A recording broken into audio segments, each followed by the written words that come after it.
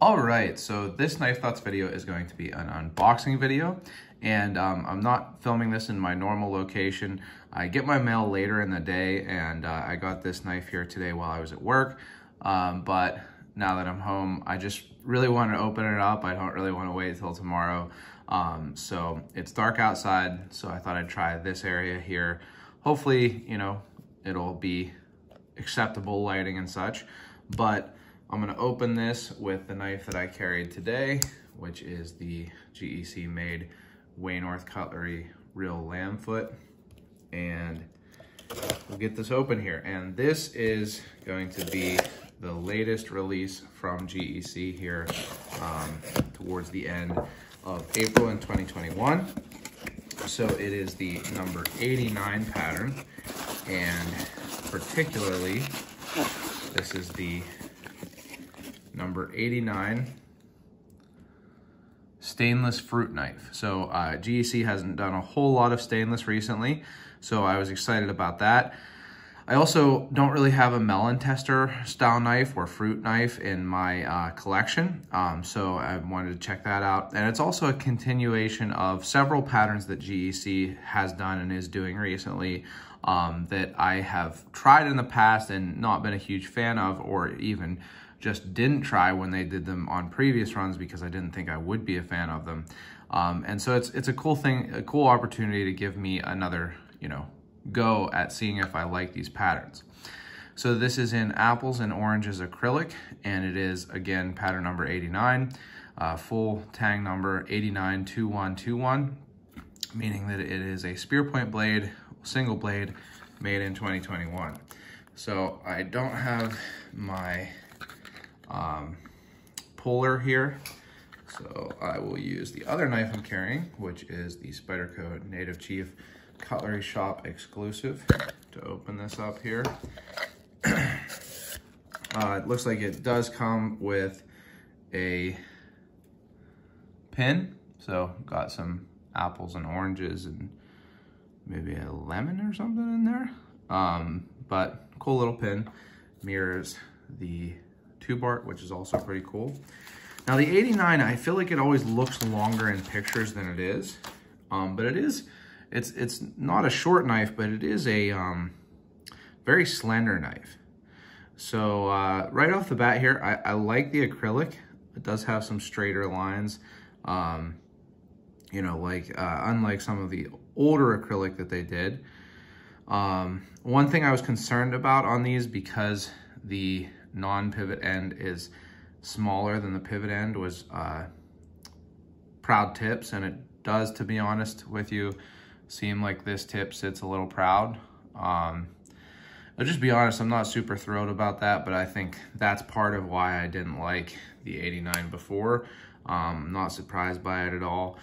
The other concern on this pattern is, you know, is it gonna have blade wrap? And it's almost like, I feel like either you have a proud tip or blade wrap on a knife with this type of frame here. But it's a pretty cool etch, and because it is stainless, that etch should last pretty well. Now, one thing I haven't seen discussed online, but I'm noticing, I don't recall GEC using this tang stamp for knives in the past. Now, it's a Great Eastern Cutlery brand knife. It's not a Titty-Ute.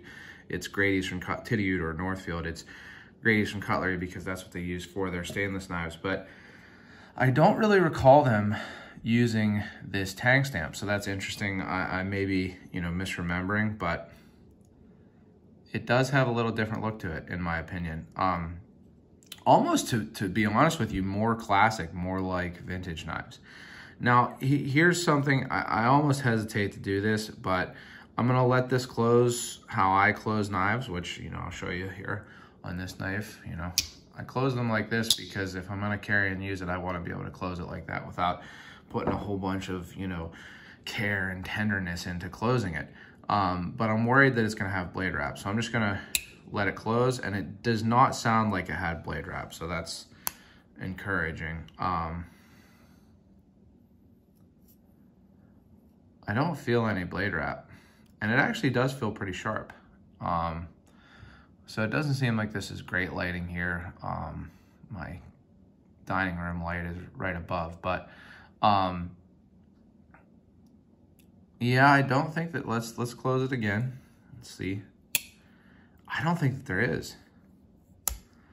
Boy, I gotta tell you, that's a little bit of a surprise, but I wonder if it isn't because that tip sits a little proud. So that's something that, you know, I don't think I'm out of bounds in saying that if you're buying one of these, you might be reasonable to expect it to either have a proud tip or blade wrap. I am gonna get the other version of this also, so we'll see what that one's like. But yeah, I mean, it does have a little bit of a proud tip. It's well centered. It's easy to open. I'd say it's like about a 5 really. No blade play. I do like this nice thin spear point. I mean, this would be good for a picnic knife, cutting food, even just like for your lunch at work or something. So I really do hope that I get one that doesn't have a proud tip or blade wrap.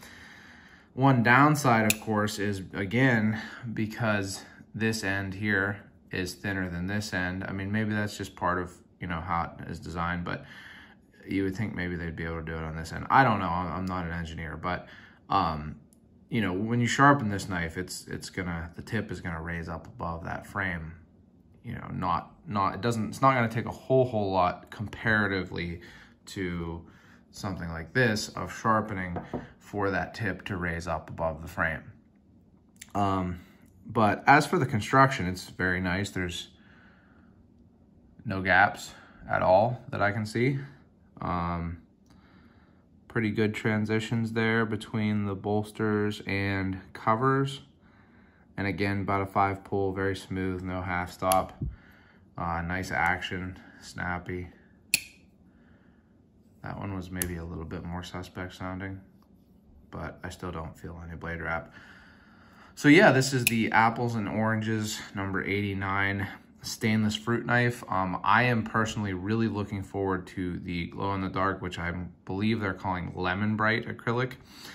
I like glow in the dark knives. They haven't really used it in a while, and I think it's gonna be pretty cool. So definitely something worth jumping on. It seems like these are not selling out quite as quickly as some of the recent runs. I mean, they're still selling out very quickly, but you know, not in seconds, maybe in minutes or 10 or 15 minutes, something like that. Some dealers have had these at about 85, which is the lowest I've seen and around what I got this for. This came from Blue Creek Cutlery.